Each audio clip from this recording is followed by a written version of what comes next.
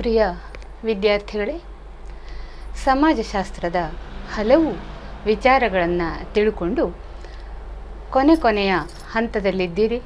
ಮೊದಲ ಪಾಠದ ಕೊನೆಯ ಹಂತಕ್ಕೆ ಬರ್ತಾ ಇದ್ದೀರಿ. ಈ ಒಂದು ಹಂತಕ್ಕೆ ಯಶಸ್ವಿಯಾಗಿ ಬಂದಂತಹ ನಿಮಗೆ ಪ್ರೀತಿಪೂರ್ವಕವಾದ ಸ್ವಾಗತವನ್ನು ಕೋರ್ತಾ, ಇವತ್ತಿನ ಅವಧಿಯಲ್ಲಿ ನಾವು ಭಾರತೀಯ ಸಮಾಜಶಾಸ್ತ್ರಜ್ಞರ ಬಗ್ಗೆ ಹಲವಾರು ಅಂಶಗಳನ್ನು ತಿಳ್ಕೊಳ್ಳೋಣ ಅಂತ ನಿಮ್ಮನ್ನೆಲ್ಲ ಆಹ್ವಾನಿಸ್ತೇನೆ. ಇಂಡಿಯನ್ ಸೋಷಿಯಾಲಜಿಸ್ಟ್, ಭಾರತೀಯ ಸಮಾಜಶಾಸ್ತ್ರಜ್ಞರು.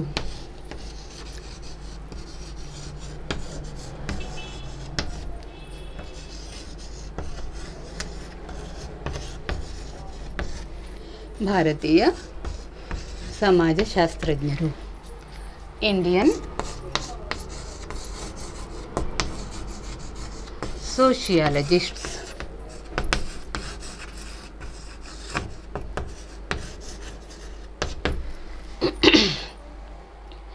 ಈಗಾಗಲೇ ನೀವು ನಮ್ಮ ಸಮಾಜಶಾಸ್ತ್ರವನ್ನು ಸಂಸ್ಥಾಪಿಸಿ ಸಮಾಜಶಾಸ್ತ್ರಕ್ಕೆ ಹಲವಾರು ಕೊಡುಗೆಗಳನ್ನು ಕೊಟ್ಟಂತಹ ಬೇರೆ ಬೇರೆ ದೇಶಗಳ ವಿವಿಧ ಶ್ರೇಷ್ಠ ಸಮಾಜಶಾಸ್ತ್ರಜ್ಞರ ಬಗ್ಗೆ ಅಧ್ಯಯನ ಮಾಡಿದ್ದೀರಿ. ಹಲವಾರು ಹೊಸ ಸಂಗತಿಗಳನ್ನು ತಿಳ್ಕೊಂಡಿದ್ದೀರಿ.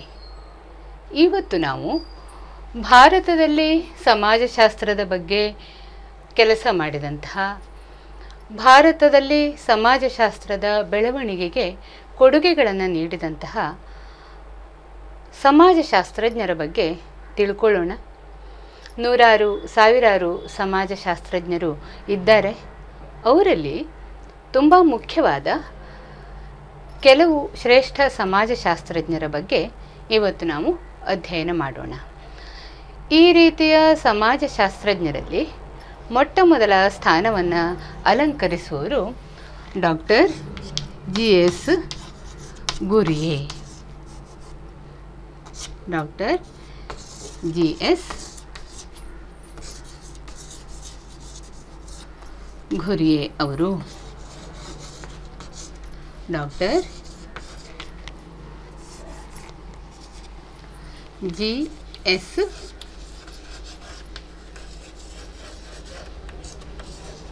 ಗುರಿಯೆ. ಈ ಶಬ್ದವನ್ನು ಸರಿಯಾಗಿ ಹೇಳಿ. ಗುರಿಯೆ, ಗುರುವೆ ಅಂತ ಬರೀತೀರಿ. ಬರೆಯುವಾಗ doctor GS Ghurye. Doctor Govinda Sadashiva Ghurye ಅವರು 12/12 ಅಂದರೆ ಡಿಸೆಂಬರ್ 12, 1893ರಲ್ಲಿ ಜನಿಸಿದರು. 12/12, 1893ರಲ್ಲಿ ಜನಿಸಿದರು. 1984ರವರೆಗೆ ಇವರು ಬದುಕಿದ್ರು. ಡಾಕ್ಟರ್ GS ಗುರಿಯೆ ಅವರು ಭಾರತೀಯ ಸಮಾಜಶಾಸ್ತ್ರಜ್ಞರಲ್ಲಿ ಅತಿ ಪ್ರಮುಖವಾದ ಸ್ಥಾನವನ್ನು ಪಡೆದಂಥವರು. ಇವರು ತಮ್ಮ ಕಾಲೇಜು ಶಿಕ್ಷಣವನ್ನು ಆಂಗ್ಲ ಮಾಧ್ಯಮದಲ್ಲಿ ಪೂರೈಸಿದರು. ಇಂಗ್ಲೀಷ್ ಮೀಡಿಯಂನಲ್ಲಿ ಓದಿದರು. ಅಂದರೆ ಆ ಕಾಲಕ್ಕೆ ಆಂಗ್ಲ ಮಾಧ್ಯಮದಲ್ಲಿ ಓದುವವರ ಸಂಖ್ಯೆ ತುಂಬ ಕಡಿಮೆ ಇತ್ತು. ಆಂಗ್ಲ ಮಾಧ್ಯಮದಲ್ಲಿ ತಮ್ಮ ಕಾಲೇಜು ಶಿಕ್ಷಣವನ್ನು ಮುಗಿಸಿದರು. ಇವರು ತುಂಬ ಬುದ್ಧಿವಂತ ವಿದ್ಯಾರ್ಥಿಯಾಗಿದ್ದರಿಂದ ತಮ್ಮ ಅಧ್ಯಯನಕ್ಕಾಗಿ ಸ್ವರ್ಣ ಪದಕವನ್ನು ಸಹ ಪಡೆದಂಥವರು. ಅಲ್ಲದೆ ಇವರಿಗೆ ಸಮಾಜಶಾಸ್ತ್ರದ ಮೇಲೆ ಅದೆಷ್ಟು ಪ್ರೀತಿ ಇತ್ತು ನೋಡಿ. ಇವರು ತಮ್ಮ ಅಧ್ಯಯನಕ್ಕಾಗಿ, ಸಮಾಜಶಾಸ್ತ್ರದ ವಿಶೇಷ ಅಧ್ಯಯನಕ್ಕಾಗಿ ಇಂಗ್ಲೆಂಡಿಗೆ ಹೋಗ್ತಾರೆ. ಇಂಗ್ಲೆಂಡಿಗೆ ಹೋಗಿ ಅಲ್ಲಿ ಅವರು LT ಹಾಬ್ಹೌಸ್ ಅನ್ನುವಂತಹ ಸಮಾಜಶಾಸ್ತ್ರಜ್ಞರ ಒಡನಾಟವನ್ನು ಬೆಳೆಸ್ಕೊಳ್ತಾರೆ. LT ಹಾಬ್ಹೌಸ್ ಅನ್ನುವಂತಹ ಶ್ರೇಷ್ಠ ಸಾಮಾಜಿಕ ಚಿಂತಕರು, ಸಮಾಜಶಾಸ್ತ್ರಜ್ಞರು ಆದಂತಹ LT ಹಾಬ್ಹೌಸ್ ಅವರ ಒಡನಾಟವನ್ನು ಬೆಳೆಸ್ಕೊಳ್ತಾರೆ. ಹಾಗೆ WHS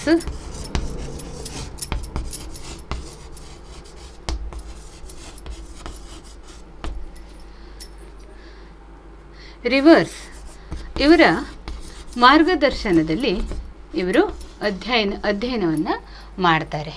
ಮಾನ್ಯರಾದಂತಹ ಶ್ರೇಷ್ಠರಾದಂತಹ ರಿವರ್ಸ್ ಅನ್ನುವವರ ಮಾರ್ಗದರ್ಶನದಲ್ಲಿ ಅಧ್ಯಯನವನ್ನು ಮಾಡ್ತಾರೆ. ರಿವರ್ಸ್ ಅವರು ಮರಣ ಹೊಂದಿದ ನಂತರ H.C. ಹೆಡೆನ್ ಅವರ ಮಾರ್ಗದರ್ಶನದಲ್ಲಿ ಅಧ್ಯಯನವನ್ನು ಮುಂದುವರಿಸ್ತಾರೆ. H.C. ಹೆಡೆನ್ ಅವರ ಮಾರ್ಗದರ್ಶನದಲ್ಲಿ ಅಧ್ಯಯನವನ್ನು ಮುಂದುವರಿಸ್ತಾರೆ. ನೋಡಿ, 1893 ಹುಟ್ಟಿ 1984 ಬದುಕಿದ್ದಂತಹ ಡಾಕ್ಟರ್ ಗೋವಿಂದ ಸದಾಶಿವ ಘುರ್ಯೆ ತುಂಬ ಬುದ್ಧಿವಂತ ವಿದ್ಯಾರ್ಥಿ, ಸ್ವರ್ಣ ಪದಕವನ್ನು ಪಡೆದವರು, ಸಮಾಜಶಾಸ್ತ್ರದ ಬಗ್ಗೆ ಅತಿಯಾದ ಪ್ರೀತಿ ಉಳ್ಳವರು. ಹಾಗಾಗಿ ಅವರು ಅಧ್ಯಯನಕ್ಕಾಗಿ ಇಂಗ್ಲೆಂಡಿಗೆ ಹೋದವರು. ಅಲ್ಲದೆ ಅವರು ಸಮಾಜಶಾಸ್ತ್ರವನ್ನು ಭಾರತಕ್ಕೆ ಬಂದು ಸಮಾಜಶಾಸ್ತ್ರದಲ್ಲಿ ನಡೆಸಿದಂತಹ ಸಾಕಷ್ಟು ಅಧ್ಯಯನಗಳು, ಕೈಗೊಂಡಂತಹ ಕಾರ್ಯಗಳು ಅವು ಎಷ್ಟು ಆದವು ಅಂತಂದರೆ, ಡಾಕ್ಟರ್ G.S. ಘುರ್ಯೆ ಅವರನ್ನು ಭಾರತೀಯ ಸಮಾಜಶಾಸ್ತ್ರದ ಪಿತಾಮಹ ಅಂತ ಹೇಳ್ತಾರೆ. ಭಾರತೀಯ ಸಮಾಜಶಾಸ್ತ್ರದ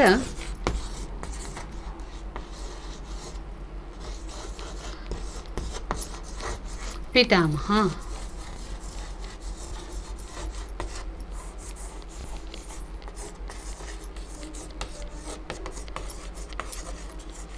ಭಾರತೀಯ ಸಮಾಜಶಾಸ್ತ್ರದ ಪಿತಾಮಹ. ಈ ಪಿತಾಮಹನಿಗೂ ನಮ್ಮ ಮೂಲ ಪಿತಾಮಹನಿಗೂ ಕನ್ಫ್ಯೂಸ್ ಮಾಡ್ಕೋಬೇಡಿ. ಇವರು ಭಾರತೀಯ ಸಮಾಜಶಾಸ್ತ್ರದ ಪಿತಾಮಹ, ಫಾದರ್ ಆಫ್ ಇಂಡಿಯನ್ ಸೋಷಿಯಾಲಜಿ.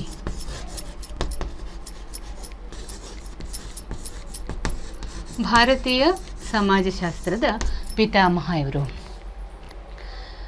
ನಿಮಗೊಂದು ಪ್ರಶ್ನೆ ಬರುತ್ತದೆ, ಭಾರತೀಯ ಸಮಾಜಶಾಸ್ತ್ರದ ಪಿತಾಮಹ ಯಾರು?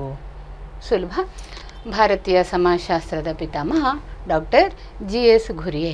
ಯಾಕೆ ಅವರಿಗೆ ಹೆಸರು ಬಂತು ಅಂತಂದರೆ, ಭಾರತದಲ್ಲಿ ಸಮಾಜಶಾಸ್ತ್ರದ ಅಧ್ಯಯನಕ್ಕೆ, ಭಾರತದಲ್ಲಿ ಸಮಾಜಶಾಸ್ತ್ರದ ಬೆಳವಣಿಗೆಗೆ ತುಂಬ ಹಿರಿದಾದ ಕೊಡುಗೆಯನ್ನು ಇವರು ಕೊಟ್ಟಿದ್ದಾರೆ. ಹಾಗಾಗಿ ಭಾರತದ ಶೈಕ್ಷಣಿಕ ಕ್ಷೇತ್ರದಲ್ಲಿ ಸಮಾಜಶಾಸ್ತ್ರ ವಿಭಾಗದಲ್ಲಿ ಮೊಟ್ಟ ಮೊದಲನೇ ಅದರ ನೇತೃತ್ವವನ್ನು ವಹಿಸಿಕೊಂಡು ಅಧ್ಯಯನ ಕಾರ್ಯವನ್ನು ನಡೆಸಲಿಕ್ಕೆ ಅವಕಾಶ ಮಾಡಿಕೊಟ್ಟಂಥವ್ರು ಇವರು.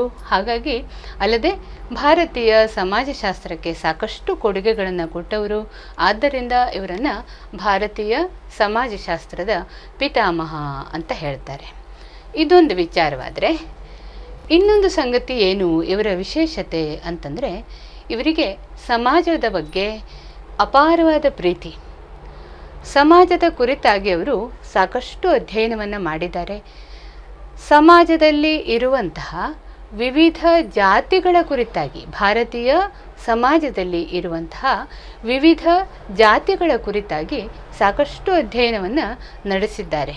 ಜಾತಿಗಳ ಉಗಮ ಹೇಗಾಯಿತು, ಜಾತಿಗಳ ಬೆಳವಣಿಗೆಗೆ ಕಾರಣಗಳೇನು,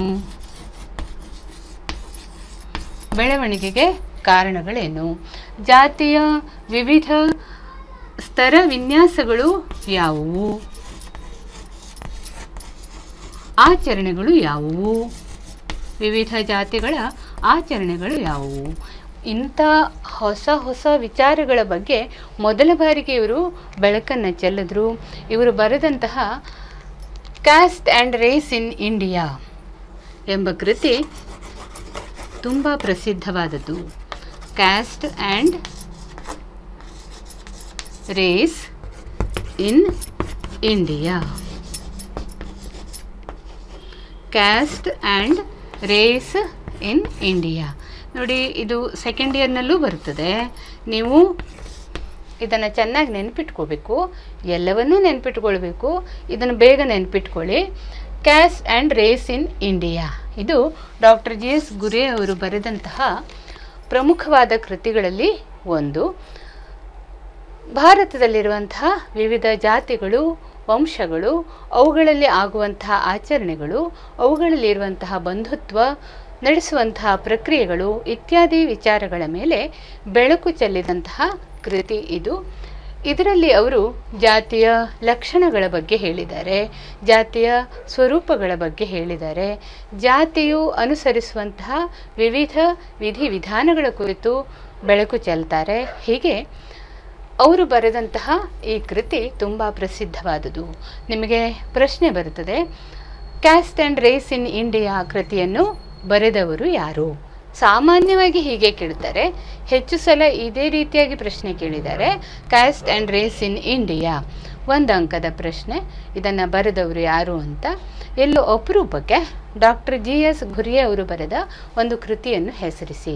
ಹೇಗೂ ಕೇಳಲಿ, ಉತ್ತರ ಇದು ನೀವು ಚೆನ್ನಾಗಿ ನೆನ್ಪಿಟ್ಕೊಳ್ಳಿ, caste and race in India. ಈ ಕೃತಿಯ ಮೂಲಕ ಅವರು ಸಮಾಜಶಾಸ್ತ್ರಕ್ಕೆ ಅಪಾರವಾದ ಕೊಡುಗೆಯನ್ನು ಕೊಟ್ಟಿದ್ದಾರೆ. ಇವು ಒಂದೇ ಅಲ್ಲ, ಇಂಥ ಸುಮಾರು 30ಕ್ಕೂ ಹೆಚ್ಚು ಕೃತಿಗಳನ್ನು ಅವರು ಬರೆದಿದ್ದಾರೆ. ಸುಮಾರು 30ಕ್ಕೂ ಹೆಚ್ಚು ಕೃತಿಗಳನ್ನು ಇವರು ಬರೆದಿದ್ದಾರೆ. ಸಮಾಜದಲ್ಲಿ ಇರುವಂತಹ ಸಾಧುಗಳ ಬಗ್ಗೆ ಇವರ ಗಮನ ಹರಿದಿದೆ. ಸಾಧುಗಳು, ಸಂತರು, ಹಾಗಾಗಿ ಇಂಡಿಯನ್ ಸೇಂಟ್ಸ್ ಅವರ ಬಗ್ಗೆಯೂ ಸಹ ಸಾಕಷ್ಟು ಅಧ್ಯಯನವನ್ನು ಇವರು ಮಾಡಿದ್ದಾರೆ. ಜೊತೆಗೆ ನಮ್ಮ ಸಮಾಜದಲ್ಲಿ ಆದಿವಾಸಿ ಪಂಗಡಗಳು, ನೀವು ತಿಳಿದಿದ್ದೀರಿ, ಅಡವಿಗಳಲ್ಲಿ ವಾಸಿಸುವಂಥ ಸೋಲಿಗರು, ಬೇರೆ ಬೇರೆ ಜನಾಂಗಗಳಿದ್ದಾರೆ. ಆ ಜನಾಂಗಗಳ ಕುರಿತಾಗಿ ಇವರು ದೊಡ್ಡ ಪ್ರಮಾಣದ ಅಧ್ಯಯನವನ್ನು, ಶ್ರೇಷ್ಠ ಮಟ್ಟದ ಅಧ್ಯಯನವನ್ನು ಮಾಡಿದ್ದಾರೆ. ಅದೇ ರೀತಿ ಸಮಾಜದಲ್ಲಿ ಇರುವಂತಹ ಜನರು ಯಾಕೆ ವಿವಿಧ ಒತ್ತಡಗಳಿಗೆ ಒಳಗಾಗ್ತಾರೆ ಅನ್ನುವ ಕುರಿತಾಗಿ ಸಹ ಅವರು ಅಧ್ಯಯನವನ್ನು ಮಾಡಿದ್ದಾರೆ. ಹಾಗೆ ಭರತನಾಟ್ಯದ ಬಗ್ಗೆ ತುಂಬ ಚೆನ್ನಾಗಿ ಅಧ್ಯಯನ ಮಾಡಿದಂತಹ ಸಮಾಜಶಾಸ್ತ್ರಜ್ಞರು ಇವರು. ನೋಡಿ ಎಷ್ಟು ಆಶ್ಚರ್ಯಕರ ವಿಚಾರ ಅಂತಂದರೆ, ನಮ್ಮ ಸಮಾಜದ ಸಂಸ್ಕೃತಿ ಸಂಸ್ಕಾರಗಳ ಬಗ್ಗೆ ಅಧ್ಯಯನ ಮಾಡ್ತಾ ಭರತನಾಟ್ಯದ ಬಗ್ಗೆ ಅಧ್ಯಯನವನ್ನು ನಡೆಸಿದ್ದಾರೆ. ಭರತನಾಟ್ಯದ ಕುರಿತು ಅಧ್ಯಯನ ನಡೆಸಿದ್ದಾರೆ. ಹಾಗೆ ವಿವಿಧ ಪೋಷಾಕುಗಳು, ಭಾರತೀಯ ಬೇರೆ ಬೇರೆ ಡ್ರೆಸ್ಸುಗಳು, ಕಾಸ್ಟ್ಯೂಮ್ಸ್, ಅವುಗಳ ಬಗ್ಗೆ ಸಹ ಅಧ್ಯಯನ ಮಾಡಿದ್ದಾರೆ. ಭಾರತವಂತೂ ವಿವಿಧತೆಯಲ್ಲಿ ಏಕತೆಯನ್ನು ಕಂಡ ದೇಶ. ಜನರಿಂದ ಜನರಿಗೆ, ಮನೆಯಿಂದ ಮನೆಗೆ, ಕುಟುಂಬದಿಂದ ಕುಟುಂಬಕ್ಕೆ, ಸಮಾಜದಿಂದ ಸಮಾಜಕ್ಕೆ ಸಾಕಷ್ಟು ವೆರೈಟಿಗಳನ್ನು ಕಾಣಬಹುದು. ನಾವು ಸಾಕಷ್ಟು ಭಿನ್ನತೆಯನ್ನು ಕಾಣಬಹುದು. ಈ ಭಿನ್ನತೆಗಳನ್ನು ಅಧ್ಯಯನ ಮಾಡಿದಂಥ ಇವರು ಭಾರತೀಯ ಪೋಷಾಕುಗಳು ಅಥವಾ ಇಂಡಿಯನ್ ಕಾಸ್ಟ್ಯೂಮ್ಸ್ ಅನ್ನುವ ಬಗ್ಗೆಯೂ ಅಧ್ಯಯನ ಮಾಡಿ ಕೃತಿಯನ್ನು ಬರೆದಿದ್ದಾರೆ. ಹಾಗೆ ಇವರು ಬರೆದಂತಹ ಇನ್ನೊಂದು ಕೃತಿ, ಡಾಕ್ಟರ್ GS ಘುರ್ಯೆ ಅವರು ಬರೆದಂತಹ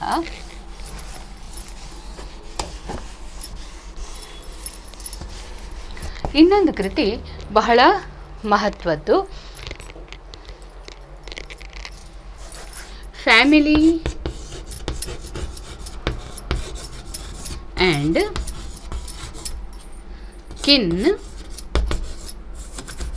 family and kin in Indo-European culture.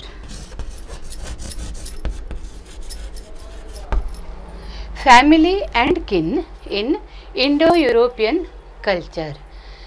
Hindu ಮತ್ತು ಯುರೋಪಿಯನ್ ಸಂಸ್ಕೃತಿಯಲ್ಲಿ ಕುಟುಂಬ ಮತ್ತು ಬಂಧುತ್ವ ಅನ್ನುವ ವಿಚಾರವಾಗಿ ಇವರು ನಡೆಸಿದಂತಹ ಕೃತಿ ಅಥವಾ ತುಲನಾತ್ಮಕ ಅಧ್ಯಯನ ಇದು. ಯುರೋಪಿಯನ್ ಕಲ್ಚರ್ ಮತ್ತು ಹಿಂದೂ ಕಲ್ಚರ್, ಭಾರತೀಯ ಸಂಸ್ಕೃತಿ ಮತ್ತು ಯುರೋಪಿಯನ್ ಸಂಸ್ಕೃತಿಯ ಬಗ್ಗೆ ಅಧ್ಯಯನ ಮಾಡಿ ಫ್ಯಾಮಿಲಿ ಮತ್ತು ಬಂಧುತ್ವ, ಅಲ್ಲಿ ಇರುವಂತಹ ಕೌಟುಂಬಿಕ ವ್ಯವಸ್ಥೆ, ಈ ಎರಡೂ ಸಂಸ್ಕೃತಿಗಳಲ್ಲಿ ಇರುವಂತಹ ಕೌಟುಂಬಿಕ ವ್ಯವಸ್ಥೆ ಮತ್ತು ಬಂಧುತ್ವ, ಇದರ ಬಗ್ಗೆ ಬಹಳ ಪರಿಣಾಮಕಾರಿಯಾದಂತಹ ಅಧ್ಯಯನ ಮಾಡಿ ಇಂಥದ್ದೊಂದು ಶ್ರೇಷ್ಠ ಕೃತಿಯನ್ನು ಅವರು ನಮಗೆ ಕೊಟ್ಟಿದ್ದಾರೆ. ಹೀಗೆ ಭಾರತೀಯ ಸಮಾಜಶಾಸ್ತ್ರಜ್ಞರಾಗಿ ಡಾಕ್ಟರ್ ಜಿ ಎಸ್ ಘುರ್ಯೆ ಅವರು ಹಲವು ಶ್ರೇಷ್ಠ ಕಾರ್ಯಗಳನ್ನು ಮಾಡಿದ್ದಾರೆ.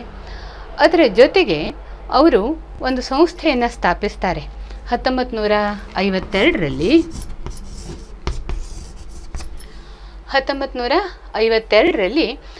ಇಂಡಿಯನ್ ಸೋಷಿಯಾಲಜಿಕಲ್ ಸೊಸೈಟಿ, ಇಂಡಿಯನ್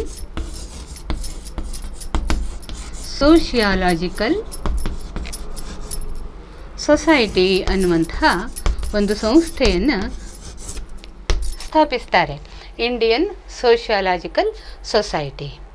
ಇದರ ಮೂಲಕ 1952ರಲ್ಲಿ ಈ ಒಂದು ಸಂಸ್ಥೆಯನ್ನು ಸ್ಥಾಪಿಸ್ತಾರೆ. ಇದರ ಮೂಲಕ ಅವರು ರೆಗ್ಯುಲರ್ ಆಗಿ ಸೋಷಿಯಾಲಜಿಕಲ್ ಬುಲೆಟಿನ್ನನ್ನು ಹೊರಡಿಸ್ತಾರೆ. ಸೋಷಿಯಾಲಜಿಕಲ್ ಬುಲೆಟಿನ್ ಒಂದು ಪತ್ರಿಕೆಯನ್ನು ಹೊರಡಿಸುವ ಮೂಲಕ ಸಮಾಜದಲ್ಲಿ ಇರುವಂತಹ ಹಲವು ವಿಶೇಷ ವಿಚಾರಗಳನ್ನು ಪ್ರಕಟಿಸುವ ಮೂಲಕ ಒಬ್ಬ ಸಾಮಾಜಿಕರಾಗಿ ನಾವು ಯಾವೆಲ್ಲ ಒಳ್ಳೆಯ ಕಾರ್ಯಗಳನ್ನು ಮಾಡಬಹುದು ಅನ್ನೋದರ ಕುರಿತಾಗಿ ಲೇಖನಗಳನ್ನು ಹೊರಡಿಸ್ತಾರೆ. ಆ ಒಂದು ಸೋಷಿಯಾಲಜಿಕಲ್ ಬುಲೆಟಿನ್ ಇಂದಿಗೂ ಸಹ ರೆಗ್ಯುಲರ್ ಆಗಿ ನಿಯಮಿತವಾಗಿ ತನ್ನ ಪತ್ರಿಕೆ ಹೊರಬರ್ತಾ ಇದೆ. ಅವರು ಸ್ಥಾಪಿಸಿದಂತಹ ಇಂಡಿಯನ್ ಸೋಷಿಯಾಲಜಿಕಲ್ ಸೊಸೈಟಿ ಅನ್ನುವಂಥದ್ದು ಸಮಾಜಶಾಸ್ತ್ರದ ಕುರಿತಾಗಿ ತನ್ನದೇ ಆದಂತಹ ಬಹುಶ್ರೇಷ್ಠವಾದ ಕಾರ್ಯಗಳನ್ನು ಮಾಡುತ್ತದೆ. ಹೀಗೆ ಸಮಾಜಶಾಸ್ತ್ರಜ್ಞರಾಗಿ ಭಾರತೀಯ ಸಮಾಜದ ಪಿತಾಮಹ ಅನ್ನುವ ಬಿರುದನ್ನು ಪಡ್ಕೊಂಡಂತಹ ಡಾಕ್ಟರ್ ಜಿ ಎಸ್ ಘುರ್ಯೆ ಅವರು ಹಲವಾರು ಕೃತಿಗಳನ್ನು ಬರೆದಿದ್ದಾರೆ. ಈಗಾಗಲೇ ನೀವು ಅದನ್ನೆಲ್ಲ ಕೇಳಿದಿರಿ. ಆದರೂ ಇನ್ನೊಮ್ಮೆ ಅವರು ಕೊಟ್ಟಂತಹ ಈ ಶ್ರೇಷ್ಠ ಕೊಡುಗೆಗಳನ್ನು ನೋಡೋಣ. ಮೊದಲನೇದಾಗಿ ಆವಾಗಲೇ ನಾನು ಹೇಳಿದೆ caste and race in India. ಎರಡನೇದಾಗಿ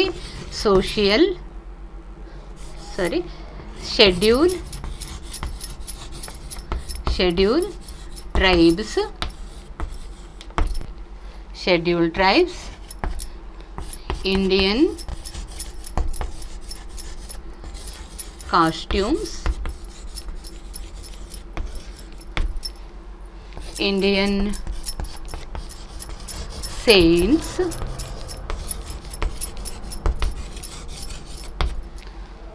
caste and race in India, scheduled tribes, Indian costumes, Indian saints, ಹಾಗೆ ವೇದಿಕ್ ಇಂಡಿಯಾ. ನೋಡಿ, ಚೆನ್ನಾಗಿ ನೆನ್ಪಿಟ್ಕೊಳ್ಬಹುದು. Vedic India.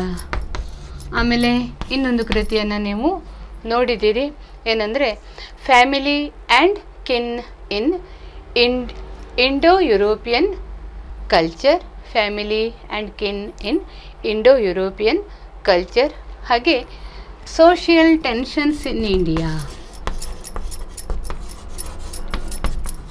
Social tensions in India. ಇವೇ ಮುಂತಾದ ಹಲವಾರು ಶ್ರೇಷ್ಠ ಕೃತಿಗಳನ್ನು ಇವರು ಸಮಾಜಕ್ಕೆ ಕೊಡುಗೆಯಾಗಿ ನೀಡಿದ್ದಾರೆ. ಇದರ ಜೊತೆಗೆ ಇವರು ಮಾಡಿದಂತಹ ಇನ್ನೊಂದು ವಿಚಾರ, ಅವರು ಶೆಡ್ಯೂಲ್ಡ್ ಟ್ರೈಬ್ಸ್, ಪರಿಶಿಷ್ಟ ಪಂಗಡಗಳ ಬಗ್ಗೆ ಅಧ್ಯಯನ ನಡೆಸಿದವರು. ಪರಿಶಿಷ್ಟ ಪಂಗಡಗಳ ಬಗ್ಗೆ ಅಧ್ಯಯನ ನಡೆಸಿದಂತಹ ಇನ್ನೊಬ್ಬರು ಡಾಕ್ಟರ್ ವಿರಿಯರ್ ಎಲ್ವಿನ್ ಅಥವಾ ವಿರಿಯರ್ ಎಲ್ವಿನ್. ಈ ವಿರಿಯರ್ ಎಲ್ವಿನ್ ಅನ್ನುವರು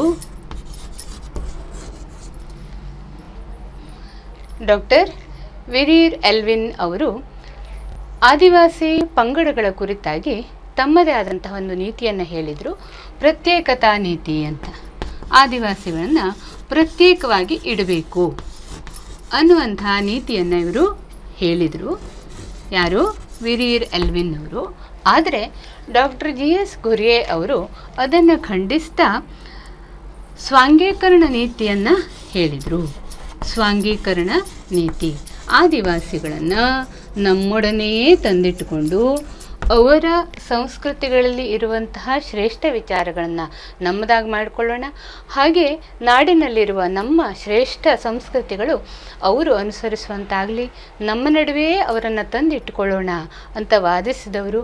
ಮುಂದೆ ಈ ವಾದಕ್ಕೆ ಅದರದ್ದೇ ಆದ ಟೀಕೆಗಳು ವಿಮರ್ಶೆಗಳು ದೊರೆತವಾದರೂ ಆ ನಿಟ್ಟಿನಲ್ಲಿ ಇವರು ತುಂಬ ಕೆಲಸ ಮಾಡಿದಂಥವರು. ಆದಿವಾಸಿಗಳು ಸಹ ನಮ್ಮಂತೆ ಮಾನವರು, ಅವರಿಗೂ ಸಹ ನಮಗೆ ಸಿಗುವಂತಹ ಎಲ್ಲ ಸೌಲಭ್ಯಗಳು ಸಿಗಬೇಕು ಅಂತ ವಾದ ಮಾಡಿ ಸ್ವಾಂಗೀಕರಣ ನೀತಿಯನ್ನು ಪ್ರಸ್ತುತಪಡಿಸಂಥವರು. ಹೀಗೆ ಒಬ್ಬ ಸಮಾಜಶಾಸ್ತ್ರಜ್ಞರಾಗಿ ಡಾಕ್ಟರ್ GS ಘುರ್ಯೆ ಅವರು ತುಂಬ ಭಿನ್ನವಾಗಿ ನಿಲ್ತಾರೆ. ಸಮಾಜಶಾಸ್ತ್ರಕ್ಕೆ ತಮ್ಮದೇ ಆದಂತಹ ಬಹಳ ಶ್ರೇಷ್ಠವಾದ ಕೊಡುಗೆಗಳನ್ನು ನೀಡಿದ್ದಾರೆ. ಡಾಕ್ಟರ್ GS ಘುರ್ಯೆ ಅವರ ನಂತರ ನಾವು ನೋಡಬೇಕಾದ್ದು doctor MN Srinivas.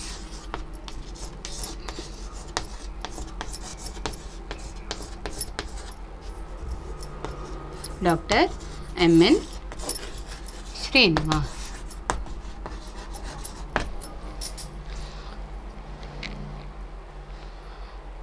Doctor MN Srinivas ಅವರು 1916ರಲ್ಲಿ ಜನಿಸಿ 1999ರವರೆಗೆ ನಮ್ಮೊಡನಿದ್ದವರು. ಇವರ ಪೂರ್ತಿ ಹೆಸರು ಡಾಕ್ಟರ್ ಮೈಸೂರು ನರಸಿಂಹಾಚಾರ್ ಶ್ರೀನಿವಾಸ್ ಅಂತ. ನರಸಿಂಹಾಚಾರ್ ಶ್ರೀನಿವಾಸ್ ಇವರು ಸಹ ಭಾರತೀಯ ಸಮಾಜಶಾಸ್ತ್ರಕ್ಕೆ ಸಾಕಷ್ಟು ಕೊಡುಗೆಗಳನ್ನು ಕೊಟ್ಟಂಥವರು. ಇವರು ಒಬ್ಬ ಶ್ರೇಷ್ಠ ಸಮಾಜಶಾಸ್ತ್ರಜ್ಞರಾಗಿ ಹೊರಹೊಮ್ಮಿದಂಥವರು. ಇವರು ಆಕ್ಸ್ಫರ್ಡ್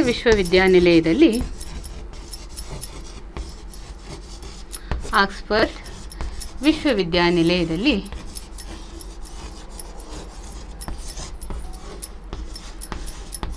ತಮ್ಮ ಅಧ್ಯಯನವನ್ನು ವ್ಯಾಸಂಗವನ್ನು ಮಾಡ್ತಾರೆ. ಜೊತೆಗೆ ಇವರು religion and society among the Coorgs of South India ಅನ್ನುವ ಕೃತಿಯನ್ನು ಬರೆದಿದ್ದಾರೆ. ದಕ್ಷಿಣ ಭಾರತದ ಕೊಡವರ ಬಗ್ಗೆ ಅಧ್ಯಯನ ಮಾಡಿದ್ದಾರೆ. ದಕ್ಷಿಣ ಭಾರತದ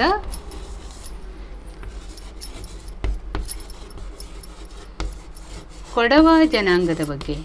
ಈ ಕೊಡವ ಜನಾಂಗದವರು ವಿಶಿಷ್ಟ ಸಂಪ್ರದಾಯಗಳನ್ನು ಹೊಂದಿದವರು. ಅವರು ತಮ್ಮ ಜೀವನ ಮಟ್ಟವನ್ನು ಮೇಲ್ಮಟ್ಟಕ್ಕೆ ಏರಿಸಿಕೊಳ್ಳಬೇಕು ಅಂತ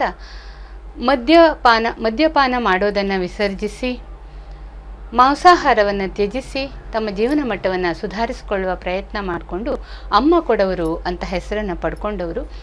ಇಂಥ ದಕ್ಷಿಣ ಭಾರತದ ಕೊಡವರ ಬಗ್ಗೆ ಇವರು ಅಧ್ಯಯನ ಮಾಡಿದರು. ಹಾಗೆ ಭಾರತೀಯ ಗ್ರಾಮಗಳ ಬಗ್ಗೆ ವಿಶೇಷವಾದ ಅಧ್ಯಯನವನ್ನು ಮಾಡಿದವರು ಇವರು. ಭಾರತೀಯ ಗ್ರಾಮಗಳ ಬಗ್ಗೆ ಇವರು ಬರೆದಂತಹ ರಿಮೆಂಬರ್ಡ್ ವಿಲೇಜಸ್ ಎಂಬ ಕೃತಿಯ ಬಗ್ಗೆ ಒಂದು ವಿಶೇಷ ಘಟನೆಗಳನ್ನು ನೆನಪಿಸ್ಕೊಳ್ತಾರೆ. Remembered village. ಇವರು ಸಮಾಜಶಾಸ್ತ್ರದ ಅಧ್ಯಯನ ಮಾಡಲಿಕ್ಕೆ ಕ್ಷೇತ್ರಾಧ್ಯಯನದ ಬಗ್ಗೆ ಬಹಳ ಮಹತ್ವ ಕೊಟ್ಟವರು. ಗ್ರಾಂಥಿಕ ವಿಚಾರಗಳಿಗಿಂತ ಕ್ಷೇತ್ರಾಧ್ಯಯನದ ಬಗ್ಗೆ ಬಹಳ ಮಹತ್ವ ಕೊಟ್ಟವರು.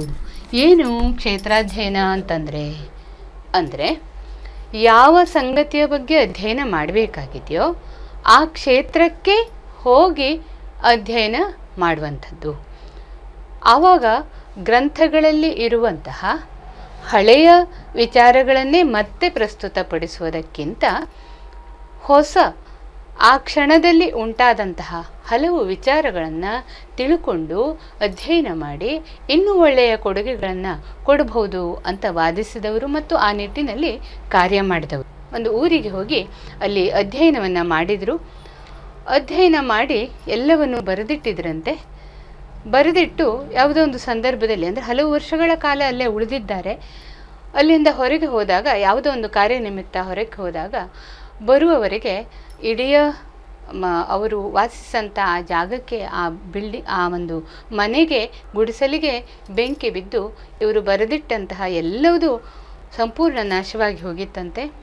ಆ ಬಗ್ಗೆ ತುಂಬ ಖಿನ್ನರಾದಂತಹ ಇವರಿಗೆ ಇವರ ಗೆಳೆಯರೆಲ್ಲ ಸೇರಿ ಸಮಾಧಾನ ಮಾಡಿ, ನೀನು ಅಲ್ಲಿಯೇ ಕುಳಿತು ಅಭ್ಯಾಸ ಮಾಡಿದ್ದಿ, ಅಧ್ಯಯನ ಮಾಡಿದ್ದಿ, ಹಾಗಾಗಿ ನೀನು ಪುನಃ ನೆನಪು ಮಾಡಿ ಅದನ್ನು ಬರೆ ಅಂತ ಪ್ರೋತ್ಸಾಹ ಕೊಟ್ಟಾಗ ಹೊಸದಾಗಿಂದ ಬರೆದ್ರಂತೆ ಅವರು ರಿಮೆಂಬರ್ಡ್ ವಿಲೇಜ್ ಅನ್ನುವ ಕೃತಿ ಅಂತ ಹೇಳ್ತಾರೆ. ಹೀಗೆ ಕ್ಷೇತ್ರಾಧ್ಯಯನದ ಬಗ್ಗೆ ಯಾವ ವಿಚಾರದ ಕುರಿತಾಗಿ ಅಧ್ಯಯನ ಮಾಡಬೇಕು ಆ ಸ್ಥಳಕ್ಕೆ ಹೋಗಿ ಅಧ್ಯಯನ ಮಾಡಿದಂತಹ ಶ್ರೇಷ್ಠರು ಇವರು ಭಾರತೀಯ ಗ್ರಾಮಗಳ ಬಗ್ಗೆ ಸಾಕಷ್ಟು ಅಧ್ಯಯನವನ್ನು ಮಾಡಿದ್ದಾರೆ. ಅದರ ಜೊತೆಗೆ ಸಮಾಜಶಾಸ್ತ್ರದಲ್ಲಿ ಇವರು ಹೊಸ ಹೊಸ ಶಬ್ದಗಳನ್ನು ಹುಟ್ಟುಹಾಕಿದ್ದಾರೆ. ಉದಾಹರಣೆಗೆ ಪ್ರಬಲ ಜಾತಿಗಳು,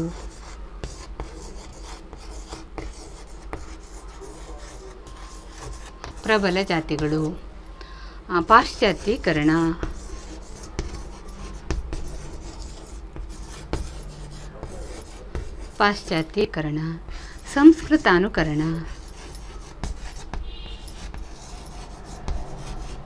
ಸಂಸ್ಕೃತಾನುಕರಣ, ಮುಂತಾದ ಹೊಸ ಹೊಸ ಶಬ್ದಗಳನ್ನು, ಪ್ರಬಲ ಜಾತಿಗಳು, ಪಾಶ್ಚಾತ್ಯೀಕರಣ, ಸಂಸ್ಕೃತಾನುಕರಣ ಮುಂತಾದ ಹೊಸ ಶಬ್ದಗಳನ್ನು ಇವರು ಸಮಾಜಶಾಸ್ತ್ರಕ್ಕೆ ಕೊಡುಗೆಯಾಗಿ ಕೊಟ್ಟವರು. ನಿಮಗೆ ಪ್ರಶ್ನೆ ಬರುತ್ತದೆ, ಸಂಸ್ಕೃತಾನುಕರಣ ಪದವನ್ನು ಪರಿಚಯಿಸಿದವರು ಯಾರು ಅಥವಾ ಪಾಶ್ಚಾತ್ಯೀಕರಣ ಪದವನ್ನು ಪರಿಚಯಿಸಿದವರು ಯಾರು?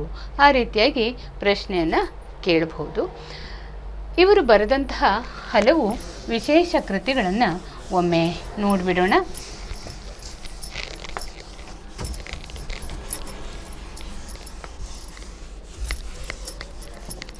ಇವರು ಬರೆದಂತಹ ವಿಶೇಷ ಕೃತಿಗಳು religion and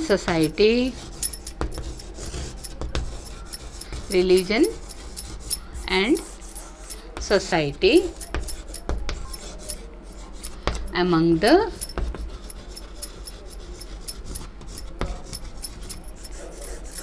Coorgs of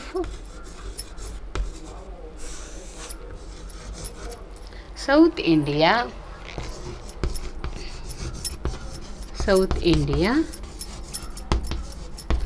Indian villages,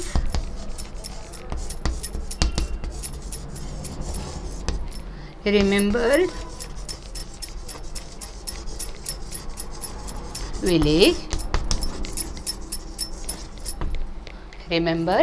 village, social change in, ಇದು ಪ್ರಶ್ನೆ ಕೇಳ್ತಾರೆ ಹೆಚ್ಚಾಗಿ, social change in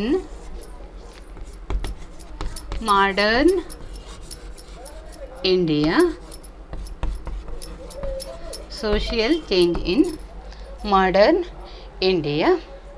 ಹಾಗೆ caste in modern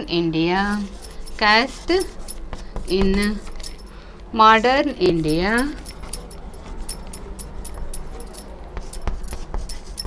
and other essays, ಇವೇ ಮುಂತಾದ ಕೃತಿಗಳನ್ನು ಇವರು ಸಮಾಜಕ್ಕೆ ಕೊಡುಗೆಯಾಗಿ ಕೊಟ್ಟಿದ್ದಾರೆ. Caste in modern India and other essays ನೋಡಿ, ನೆನ್ಪಿಟ್ಕೊಳ್ಳಿ. Religion and society among the Coorgs of South India, Indian villages, remembered village, ಇವೇ ಮುಂತಾದ ಶ್ರೇಷ್ಠ ಕೃತಿಗಳನ್ನು ಇವರು ಸಮಾಜಕ್ಕೆ ಕೊಟ್ಟಿದ್ದಾರೆ. ಅಲ್ಲದೆ ಹೊಸ ಹೊಸ ಶಬ್ದಗಳನ್ನು ಪರಿಚಯಿಸಿದ್ದಾರೆ. ಇಂಥ ಶ್ರೇಷ್ಠರಿಂದ ಸಮಾಜಕ್ಕೆ ಸಾಕಷ್ಟು ಕೊಡುಗೆಗಳು ಸಂದಿವೆ. ನಾವು ಭಾರತೀಯ ಸಮಾಜಶಾಸ್ತ್ರಜ್ಞರ ಬಗ್ಗೆ ಅಧ್ಯಯನ ಮಾಡ್ತಾ ಇದ್ದಾಗೆ ಮುಂದೆ ಇನ್ನೊಬ್ಬ ಶ್ರೇಷ್ಠರ ಬಗ್ಗೆ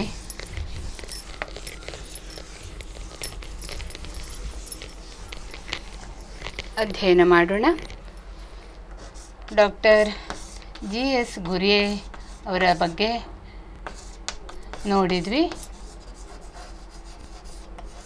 ಡಾಕ್ಟರ್ MN ಶ್ರೀನಿವಾಸ್ ಅವರ ಬಗ್ಗೆ ನೋಡಿದ್ವಿ. ಈಗ ನಾವು ಒಂದು ವಿಶೇಷ ವ್ಯಕ್ತಿತ್ವದ ಬಗ್ಗೆ ತಿಳ್ಕೊಳ್ಬೇಕಾಗಿದೆ. ಡಾಕ್ಟರ್ ಇರಾವತಿ ಕರ್ವೆ.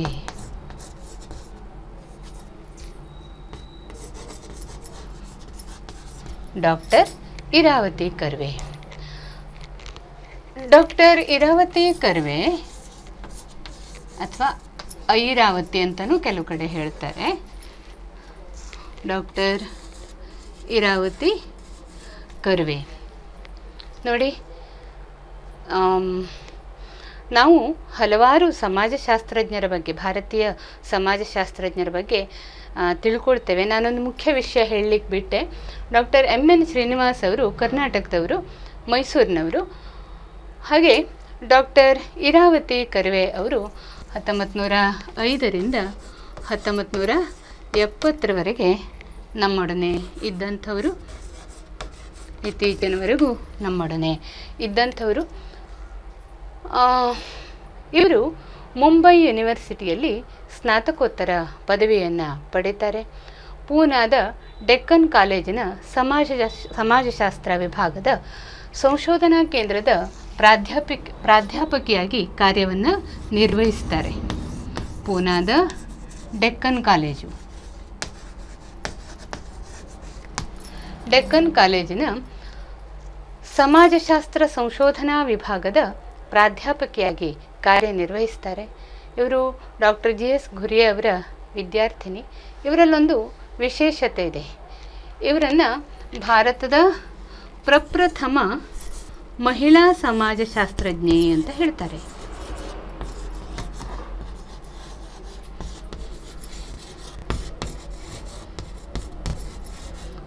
ಪ್ರಪ್ರಥಮ ಮಹಿಳಾ ಸಮಾಜಶಾಸ್ತ್ರಜ್ಞೆ.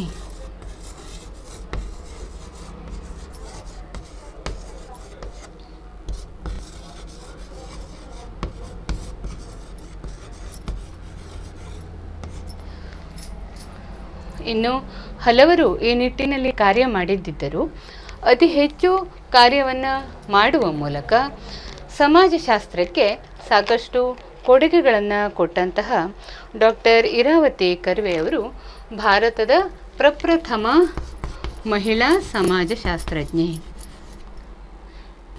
ಇಂಡಿಯನ್ ಫಸ್ಟ್ ವುಮನ್ ಸೋಷಿಯಾಲಜಿಸ್ಟ್ ಅಂತ ಹೆಸರನ್ನು ಪಡೆದಂಥವರು. ಸಮಾಜಶಾಸ್ತ್ರಕ್ಕೆ ಇವರು ಸಾಕಷ್ಟು ಕೊಡುಗೆಯನ್ನು ಕೊಟ್ಟಿದ್ದಾರೆ. ಅಲ್ಲದೆ ಇವರು ಬಂಧುತ್ವದ ಬಗ್ಗೆ ತುಂಬ ಅಧ್ಯಯನವನ್ನು ಮಾಡಿದ್ದಾರೆ. ಬಂಧುತ್ವದ ಬಗ್ಗೆ ಬಹಳ ಅಧ್ಯಯನವನ್ನು ಮಾಡಿದಂಥವರು. ಇವರ kinship organisation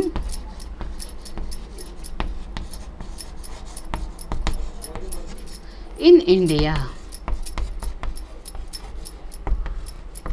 kinship organisation in India ಅನ್ನುವಂಥ ಕೃತಿ ಸಾಕಷ್ಟು ಹೆಸರನ್ನು ಪಡೆದಂತಹ ಕೃತಿ.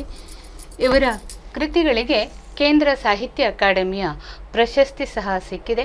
ನೀವು ಇವರ ಬಗ್ಗೆ ನೆನಪಿಟ್ಕೊಳ್ಳುವಂಥದ್ದು ಬಹಳ ಮುಖ್ಯವಾಗಿ, ಭಾರತದ ಪ್ರಪ್ರಥಮ ಮಹಿಳಾ ಸಮಾಜಶಾಸ್ತ್ರಜ್ಞೆ ಯಾರು ಅನ್ನುವ ಒಂದು ಅಂಕದ ಪ್ರಶ್ನೆ ಬರ್ತದೆ.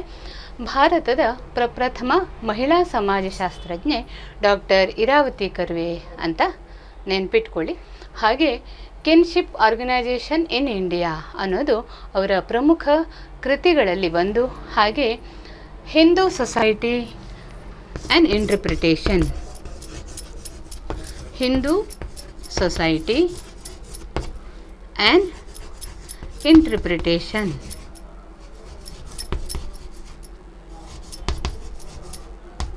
ಅನ್ನುವಂಥ ಕೃತಿಯನ್ನು ಸಹ ಇವರು ಬರೆದಿದ್ದಾರೆ.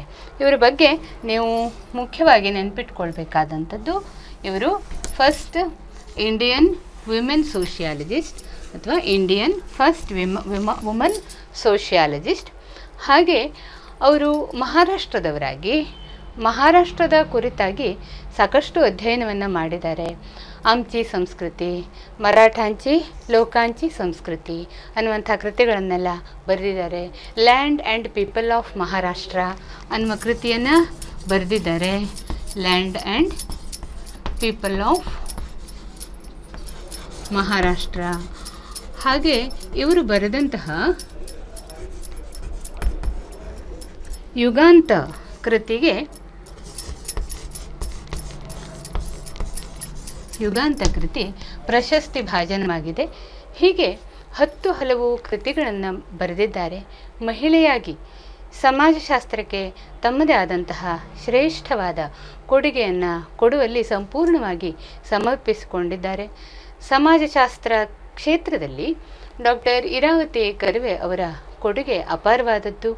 ಅವರಂಥವರೆಲ್ಲ ಮಾಡಿದ ಅಧ್ಯಯನ ನಮ್ಮಂಥವರಿಗೆ ಇವತ್ತು ಎಷ್ಟು ಸಹಕಾರಿಯಾಗಿದೆ, ನೀವೆಲ್ಲ ಅದನ್ನು ಗಮನಿಸ್ತೀರಿ ಅಂತ ಭಾವಿಸ್ತೇನೆ.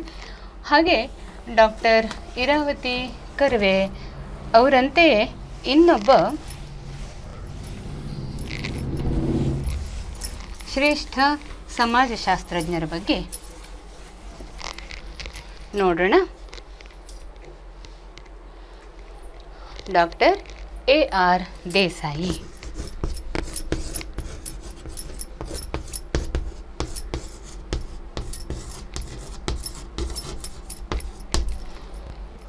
Doctor A.R. ದೇಸಾಯಿ ಅವರು 1915ರಿಂದ 1994ರವರೆಗೆ ನಮ್ಮೊಡನೆ ಇದ್ದವರು. Doctor A.R. ದೇಸಾಯಿ ಅವರು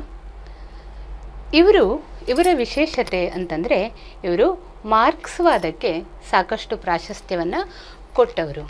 ಕಾರ್ಲ್ ಮಾರ್ಕ್ಸ್ ಏನು ಹೇಳ್ತಾನೆ, ಸಾಮಾಜಿಕ ಸಂಘರ್ಷಗಳು ಆಗಬೇಕು,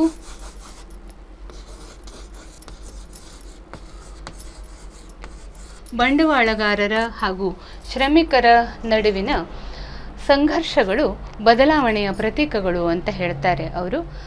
ಸಮಾಜದಲ್ಲಿರುವ ಜನರೆಲ್ಲರೂ ಸಮಾನವಾಗಿ ಬದುಕಬೇಕು ಅನ್ನುವ ವಿಚಾರ ಮಾಡಿದವರು ಕಾರ್ಲ್ ಮಾರ್ಕ್ಸ್. ಈ ಕಾರ್ಲ್ ಮಾರ್ಕ್ಸನ ನೀತಿಯಿಂದ ಶ್ರೀ A.R. ದೇಸಾಯಿ ಅವರು ಸಾಕಷ್ಟು ಪ್ರಭಾವಿತರಾಗಿದ್ದರು. ಅಂಥದ್ದೇ ಕೊಡುಗೆಗಳನ್ನು ಅವರು ಸಹ ಕೊಟ್ಟಿದ್ದಾರೆ. ಹಾಗಾಗಿ ಅವರನ್ನು ಮಾರ್ಕ್ಸ್ವಾದಿ ಸಮಾಜಶಾಸ್ತ್ರಜ್ಞರು ಅಂತ ಸಹ ಹೇಳ್ತಾರೆ. ಮಾರ್ಕ್ಸ್ವಾದಿ ಸಮಾಜಶಾಸ್ತ್ರಜ್ಞರು.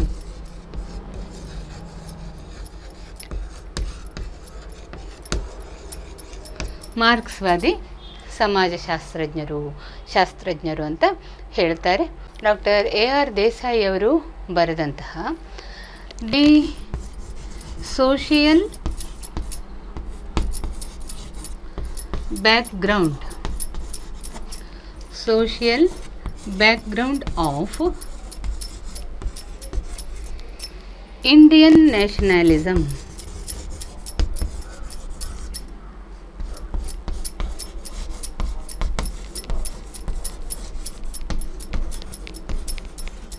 Social background of Indian nationalism ಎಂಬ ಕೃತಿಯಲ್ಲಿ ಅವರು ಕಾರ್ಲ್ ಮಾರ್ಕ್ಸನ ಈ ಆರ್ಥಿಕ ನೀತಿಯನ್ನು, ರಾಜಕೀಯ ಹಾಗೂ ಆರ್ಥಿಕ ವಿಚಾರವನ್ನು ಭಾರತೀಯ ಸಮಾಜಕ್ಕೆ ಹೊಂದಿಸುವ ಮೂಲಕ ಭಾರತದ ಬಂಡವಾಳಶಾಹಿ ವ್ಯವಸ್ಥೆ, ರಾಜಕೀಯ ವ್ಯವಸ್ಥೆಗಳ ಮೇಲೆ ಬೆಳಕನ್ನು ಚೆಲ್ಲುವಂತಹ ಪ್ರಯತ್ನವನ್ನು ಮಾಡಿದಂತಹ ಅಧ್ಯಯನವನ್ನು ಕಾರ್ಲ್ ಮಾರ್ಕ್ಸನ ವಿಚಾರಗಳ ಆಧಾರದ ಮೇಲೆ ಅಧ್ಯಯನ ಮಾಡಿದ್ದಾರೆ.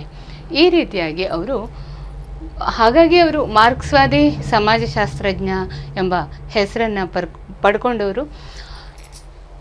A.R. ದೇಸಾಯಿಯವರ ಇನ್ನೊಂದು ಕೃತಿ, ಇದರ ಬಗ್ಗೆ ಹೆಚ್ಚಾಗಿ ಪ್ರಶ್ನೆ ಕೇಳ್ತಾರೆ. ಭಾರತೀಯ ಗ್ರಾಮಗಳ ಬಗ್ಗೆ ಸಾಕಷ್ಟು ಅಧ್ಯಯನವನ್ನು ಮಾಡಿದಂತಹ A.R. ದೇಸಾಯಿಯವರು ಬರೆದ the rural sociology in India, rural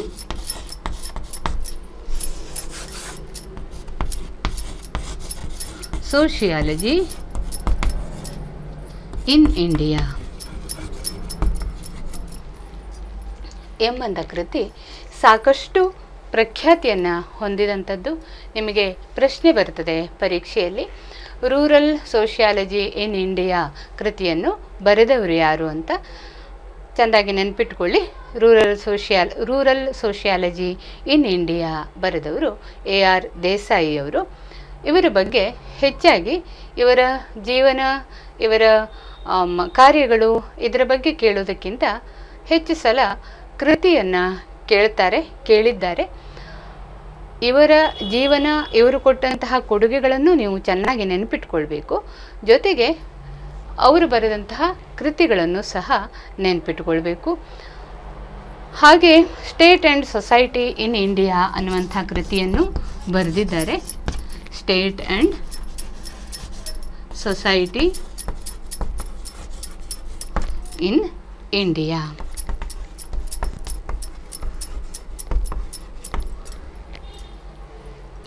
ಹೀಗೆ AR ದೇಸಾಯಿಯವರು ಸಮಾಜಶಾಸ್ತ್ರಕ್ಕೆ ತಮ್ಮದೇ ಆದಂತಹ ಕೊಡುಗೆಗಳನ್ನು ನೀಡಿದ್ದಾರೆ.